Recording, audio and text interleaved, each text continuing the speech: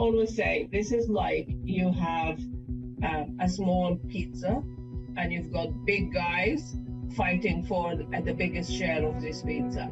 So crumbs are left for everybody else.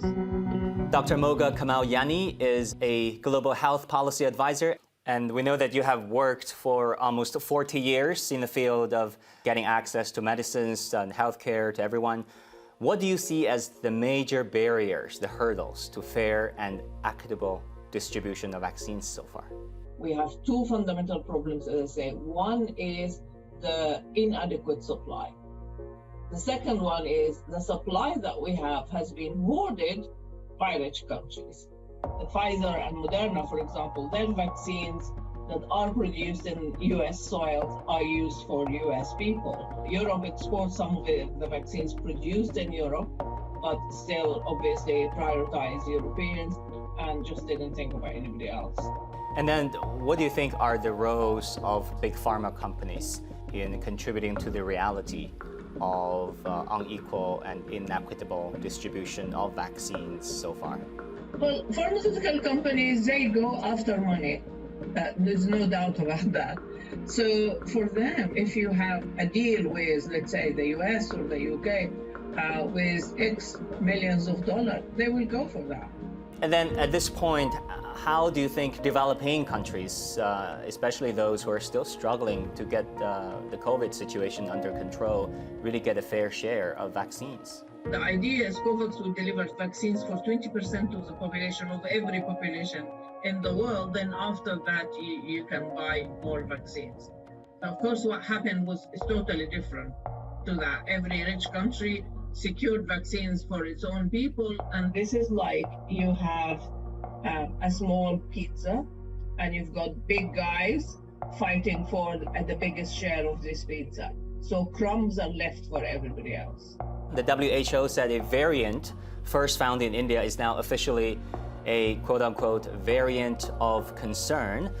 How concerned are you that the virus will mutate and grow fast and make vaccination less useful, if at all? The People's Vaccine Alliance that I work for, they did a survey of a number of epidemiologists. A huge percentage of them are extremely worried that there would be a variant that would not respond to the vaccines. If that variant or any other variant is resistant to vaccines, these variants don't need visas to cross borders. All the money and all the efforts just would go up in there. So it is really important to have enough supply to vaccinate all the world as soon as possible.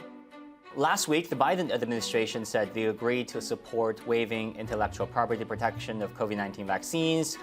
How exactly do you see this statement translating into more and more affordable vaccines? Expanding production doesn't happen at no cost. It happens with a cost. But the more important thing than the money is the sharing technology and waiving intellectual property. We want to break monopoly on technology, whether that monopoly is secured by intellectual property rights or by anything else, because medicine is it's about life. It's about the human right to life, and particularly in a pandemic. If you don't waive during a pandemic, when would you do that? Yeah, we remember recently data showing China and Europe exporting half of the vaccines they have produced, while the United States and United Kingdom, unfortunately, had to keep much of the production to their own citizens. Then how do you look at the role of China in the global production and distribution of vaccines?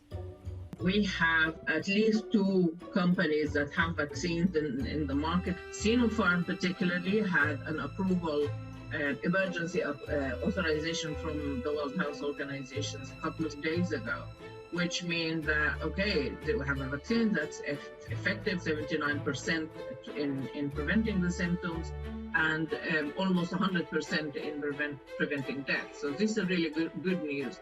So these vaccines can be obviously expanded and they can be sold to developing countries.